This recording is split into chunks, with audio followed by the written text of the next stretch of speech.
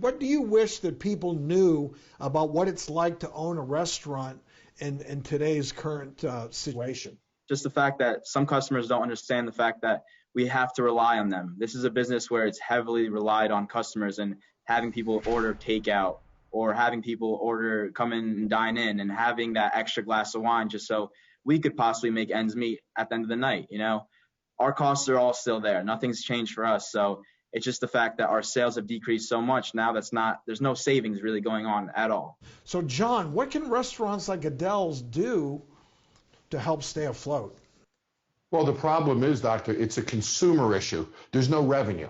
He's managing his costs. He's doing the cutbacks. I'm proud of what he's doing. For a young man, he's really stepped up. He's doing everything he can, but revenue is the problem.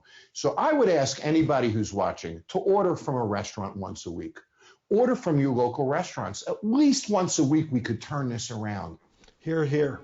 And John, let me ask you a question. When I look at news headlines, I see where they're pouring trillions of dollars into the economy, and they're saying a lot of that money is going to go to small businesses like restaurants to help them. But at the same time, I keep hearing story after story about these small businesses that are struggling and dipping into their savings. So there's a disconnect somewhere. Based on what you've seen, do you think that these small businesses that need and deserve that money, they're not getting it because it's not being allocated appropriately? Or B, do you think that the money is in fact being allocated appropriately, but there's just not enough to go around? Well, it's certainly not enough to go around because the PPP plans both ran out of money. And then what happens is people who are more sophisticated, they have to fill out all the applications, the paperwork. It's basically a bank loan.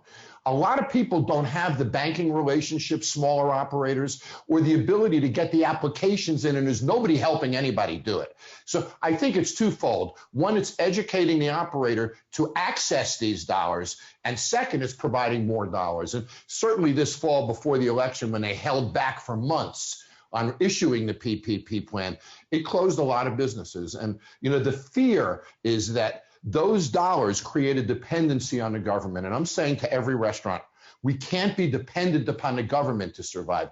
Get the consumers engaged. Watch your dollars. Work with your landlord. Figure out how to sustain yourself. So government support is gravy. You're not sitting here every day waiting for it. And Adele, thank you so much for sharing your story. We wish you, your business, your family, Dino's Italian Eatery, all the best of luck. Thank you. I really appreciate it. And I know my dad would really, really appreciate it. Hopefully he'll be back soon where he can thank you guys personally as well. And John, thank you for joining us and lending your expertise as always. And don't forget to check out Taffer's Tavern and Taffer's Mixologist, which is a series of sparkling craft cocktails and mixers. I know the brand well, and I like it. I do too, though. Okay. Thank you both. Good to see you. Thanks, John. Likewise.